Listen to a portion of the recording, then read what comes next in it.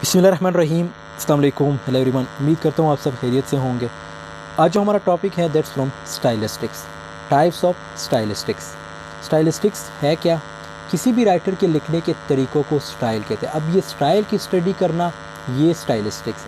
मतलब वो राइटर किस तरह का लिखता है, किस तरह के सेंटेंस स्ट्रक्चर यूज़ करता है, किस तरह का वॉइस टोन यूज़ करता है, किस तरह के वर्ड्स यूज़ करता है, तो ये सब क्या है, ये एक स्टाइल है।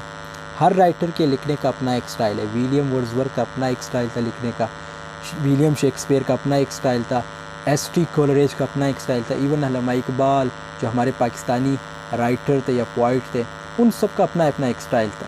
तौफीक रफ़त, अल्लामा इकबाल, मोहसिन हमीद, इन सब का अपना अपना एक स्टाइल है। सो इस वीडियो में हम देखेंगे टाइप्स ऑफ स्टाइलिस्टिक्स। तो टाइम वेस्ट के बगैर लेट्स गेट स्टार्टेड। सबसे पहला टाइप है हमारे पास psycho stylistics. This is also known as neuro stylistics. इसको न्यूरो स्टाइलिस्टिक्स भी कहते हैं। The mind of the writer and his or her personality should be considered in analyzing text. इसमें हमने राइटर को, मतलब जो राइटर ने कुछ लिखा है या जो भी उसका वर्क है, उसको एनालाइज करना होता है। तो इससे हमें राइटर के, मतलब उसकी पर्सनैलिटी हम जज करते हैं, मतलब उसकी पर्सनैलिटी को हम एनालाइज करते हैं। The feature of psycho stylistics include the use of personal pronoun such as I. अब जब वो मतलब जब हम उसकी पर्सनैलिटी को एनालाइज करेंगे, जब हम टेक्स्ट को एनालाइज करेंगे, तो उसमें क्या हमें देखने को मिलेगा, उसमें ये प्रोनाउंस देखने को मिले, I, me, mine, ETC, which reflect the writer's involvement in the text. तो इससे क्या होता है कि राइटर की इन्वॉल्वमेंट है टेक्स्ट में। Psycho stylistics applies psycho linguistic research to the study of literary effect like सोवेनफर 1986 studies foregrounding from his perspective. अब फोरग्राउंडिंग है क्या, फोरग्राउंडिंग पे भी ऑलरेडी वीडियो बनी है, वो आप देख सकते हो, लिंक आपको डिस्क्रिप्शन में मिल जाएगा। From this perspective in other studies like for example the salience of particular devices such as rhyme, metaphor, imagery is related to memorability from listening to texts. दूसरा टाइप है हमारे पास discourse stylistics. Discourse stylistics, discourse studies आप लोगों ने पढ़ी होगी। तो discourse stylistic was popular in 1980। It involves around the language in use, मतलब जो लैंग्वेज आप यूज़ करते हो। It includes pragmatics, social linguistics and feminism. Discourse stylistics views literary text as instance of naturally occurring language use in a social context. मतलब आप किस type की language use करते हो। Where discourse analysis should reveal as much about the context as about the text.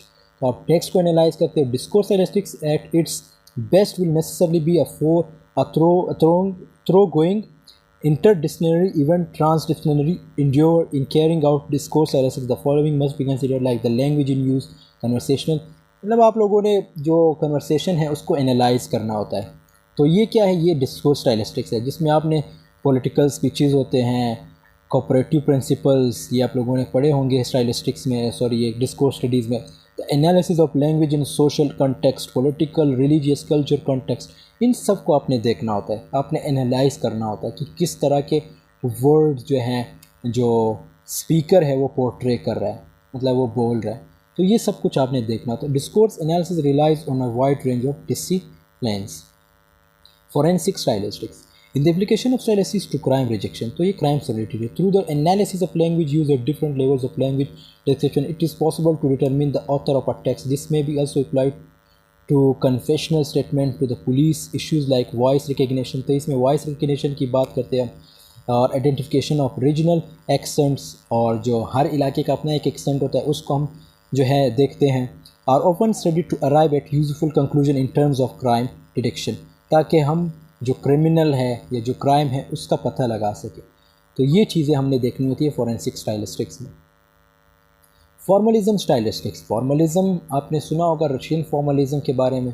So it is also related to that, taking forward the ideas of the Russian formalists like the Prague school built on the concept of foregrounding, where it is assumed that poetic language is considered to stand apart from non-literary background language by means of deviation. अब deviation क्या है और parallelism क्या है?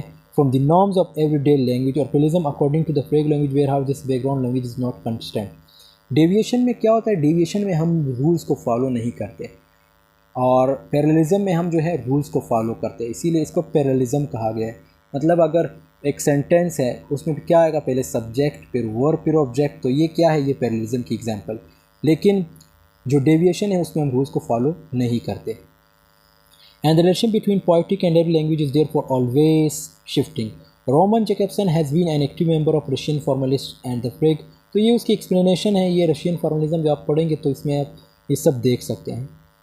In 1916, Jakobson's lecture was credited for being the first coherent formulation of stylistics, and his argument was that the study of poetic language should be sub-branch of style linguistics.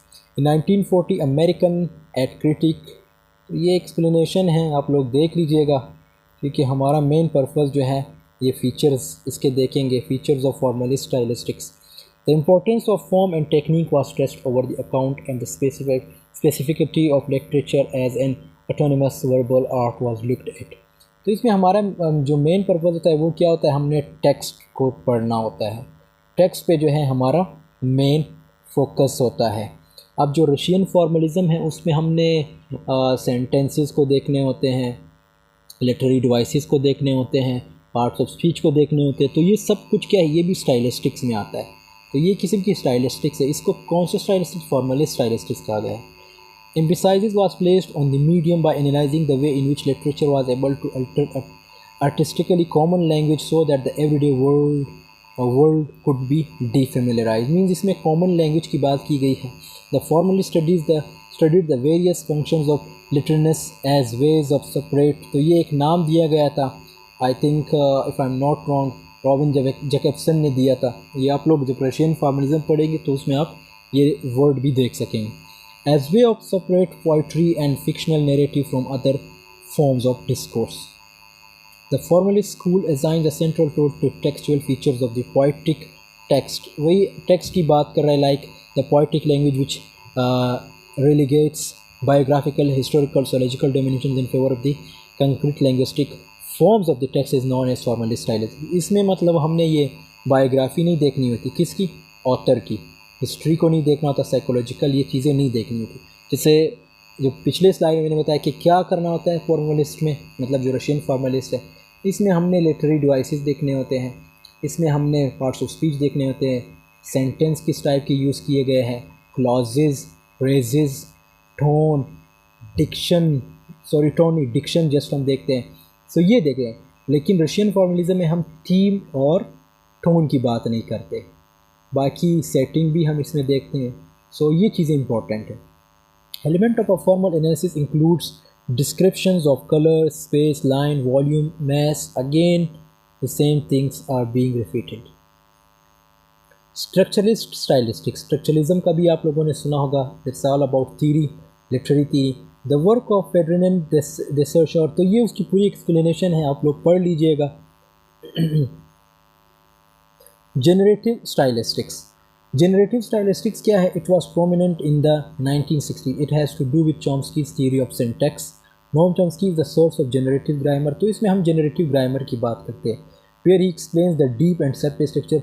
अब generative grammar आप लोगों ने syntax में पढ़ा होगा. So it was all about deep and surface structure. तो generative stylistics straddling towards formalist and structuralist stylistics. तो ये भी फॉर्मूले मींस जो टाइटलिंग टूवर्ड्स किसकी तरफ, फॉर्मलिस्ट और स्टाइलिस्टिक्स, स्ट्रक्चरलिस्ट स्टाइलिस्टिक्स की तरफ है. तो इसमें जनरेटिव ग्रामर में ऑब्वियसली फिर उस थ्योरी की भी बात आ जाती है, मेंटलिज्म थ्योरी की. उसको भी हमने देखना होता है कि किस तरह हम ग्रामर को जनरेट करते हैं, means without going to any academy or any school, any college, any university. Effective stylistics. In effective stylistics, the focus of attention is shifted from the spatial context of a page and its observable regularities to the temporal context of a mind and its experience. That is a transfer of power from the text to the reader. तो इसमें हमने जो power देनी होती है वो किसको, जो रीडर है उसको देनी होती है. मतलब रीडर ने एनालाइज करना होता है, रीडर ने सब कुछ करना होता है. Stylistics itself was born of a reaction to the subjectivity and implication of the literary studies. In fact, it is an attempt to put criticism on a scientific basis. Effective stylistics. तो इसमें हम criticise करते हैं जो scientific basis है या effective stylistics, like propose interpretive acts at what is being describe, कि क्या उसमें डिस्क्राइब किया गया है रीडर के through. So then they rather than verbal patterns arranging themselves in space or the content of the analysis. Hence, since the reader's job is to extract the meanings that formal patterns prior to the independently of these activities. Computational stylistics. The computer is used to generate data. So obviously it's all about computer. जब computational की बात आती है तो computer की हम बात करते हैं और data की बात करते हैं जिसमें on the types of like numbers, lengths of words, sentence which add the stylistics in the study to text. तो इसमें हमने ये देखना होता है कि कितने numbers, कितने lengths है words की और क्या length है words की sentences को देखना होता है. Ensuring the objectivity required statistics is involved means ये जो maths वगैरह इसके भी involve करते हैं. It was developed in 1960 by Katie Wells. तो ये पूरी उसकी explanation है, ये किस तरह develop हुई ये आप लोग पढ़ लीजिएगा. The research focuses on two applications of text categorization. First application is in terms of genre and terms of the style of authors. genre की बात करते हैं, genre में जिसमें novel है, short stories हैं, drama, tragedy ये सब आ जाता है. It is quantitatively rigorous and intense study of patterns of style in natural language. Its results are often accurate.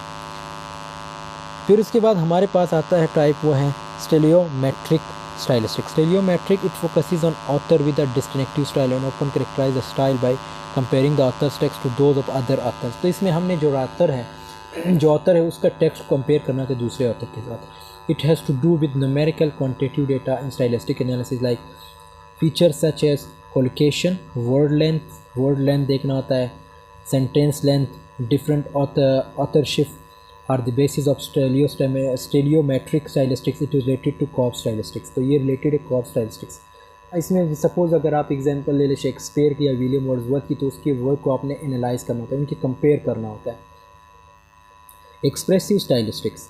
It is also known as process stylistics. Is writer speaker oriented that is focuses on style as purely the representation of personality of the author, while effective is reader hearer that is reading or listening to a text. तो इसमें भी author की बात की गई है. फिर उसके बाद रीडर और हेरर की मीन्स जो आप सुन रहे हो या रीडर हो तो आपकी भी बात आ जाती है इसमें. It deals with the style of expressing one's feelings through choice of words. तो अगेन ये जो है जो राइटर जो ऑथर है या जो राइटर है उसने किस तरह के वर्ड्स लिखे हैं, किस तरह वो वर्ड्स पोर्ट्रे किए हैं, उसकी लैंग्वेज, उसकी फॉर्मल इनफॉर्मल लैंग्वेज अगर उसने यूज़ की है तो वो देखना होता है. This approach is often considered old fashion, लेकिन ये ओल्ड फैशन है. It produces the believe that the artist employ language to express their inner selves. तो अगेन इसमें जो पिछले स्लाइड में हमने डिस्कस ये बिल्कुल उसी से थोड़ा बहुत रिलेट कर रहा है कि इसमें भी जो ऑथर ने जो वर्ड्स लिखे होते तो उससे हमें अंदाज़ा होता है कि राइटर के माइंड में क्या चल रहा है. मतलब हम एनालाइज करते हैं, नेवर यूज जजमेंट वर्ड, हम जस्ट एनालाइज करते हैं. There is the concept of idiolect आप लोगों ने सोशियोलेक्ट में पढ़ा होगा, जिसमें जो पर्सन है या जो शख्स है उसकी अपनी जो राइटिंग का स्टाइल होता है या जो उसके माइंड में होता है वो लिखता है. सो उसको इडियोलेक्ट कहते हैं. दैट ईच मतलब हर किसी का अपना एक स्टाइल होता है. That each language use some linguistic trait that only one mark him या her out but also expresses या हर पर्सनैलिटी. तो इसे उसके पर्सनैलिटी को आप एनालाइज करते हो. The obvious weakness of his approach this approach is the probability that writer change their personality in language over time in text and that a change in one does not necessarily accompany a change in the other. फिर इसके बाद हमारे पास आता है वो है पेडागोलॉजिकल stylistics. Pedagogical stylistics a field that looks at employing stylistic analysis in teaching. तो ये टीचिंग में हमने देखना होता है with the aim of enabling students to better understand literature, ताकि स्टूडेंट को हम बेहतर बना सके कि उस मतलब उसको काबिल बना सके कि वो लिटरेचर को किस तरह अंडरस्टैंड कर सकते हैं, लैंग्वेज को, and also improving their language acquisition कि लैंग्वेज को किस तरह एक्वायर कर सकते हैं. It is also concerned with the best practice in teaching stylistics. Pedagogical stylistics is a field that looks at employing stylistics analysis in teaching with the aim of enabling students to better understand literature. मतलब इसमें जो methods नहीं है teaching के method उसकी बात की गई है. तो ये आप लोग पढ़ लीजिएगा. अगर इसके मेथड्स की बात करें टीचिंग मेथड तो इसमें हमारे पास जो अप्लाइड लैंग्विस्टिक्स है उसमें आप लोगों ने पढ़ा होगा कि 6 to 5 टाइप्स आते हैं, जिसमें grammar translation method, direct method, natural approach या कम्युनिकेटिव अप्रोच, ये सब आ जाते हैं. तो इससे क्या होगा, स्टूडेंट के अंदर इम्प्रूवमेंट आएगी. मतलब वो अगर कोई स्टूडेंट जो है मतलब मेथड्स होते हैं ना, कोई किसी मेथड से अपने आप को मतलब उसको आप समझा सकते हो या कोई दूसरा मेथड यूज़ कर सकते हो कि ताकि उसको समझ आ जाए किस चीज़ की, लिटरेचर की, लैंग्वेज की या लैंग्वेज एक्विजिशन की. इसके फीचर्स की अगर बात करें, features of pedagogical stylistics, it is concern with the formal properties of a text, that is analysing the words on a page, right drawing in the main upon linguistic theory. This includes not only analysis to phonology, vocabulary, इसमें सब कुछ आपने देखना होता है जो linguistic के types है, syntax of phrases and clauses, but also analysis of discourse as in examining. This shows that text and their readers don't exist in isolation but function with a wider social and cultural context. Account has to be taken of contextual factors such as the cultural background of the reader, that circumstances in which the particular text is read, and so on. The knowledge gained from the study of pedagogical stylistics will help students in understanding how language, grammar and rhetoric function in texts. Rhetoric से मुराद जो आप अपने feelings को show करते हो, मतलब अपने indirectly जो फीलिंग्स शो करते हो अपने राइटिंग में, तो इसको रिटोरिक कहते हैं। दोस्तों यहाँ पे हम अपनी वीडियो को एंड करते हैं। इसके जो अगले टाइप्स है वो अब हम नेक्स्ट वीडियो में डिस्कस करेंगे, क्योंकि वीडियो काफ़ी लंबी हो गई, 16 मिनट्स की हो गई है। मिलते हैं नेक्स्ट वीडियो में हम इसके दूसरे टाइप्स को डिस्कस करते हैं। तब तक के लिए अल्लाह हाफिज़, टेक केयर ऑफ़ योरसेल्फ।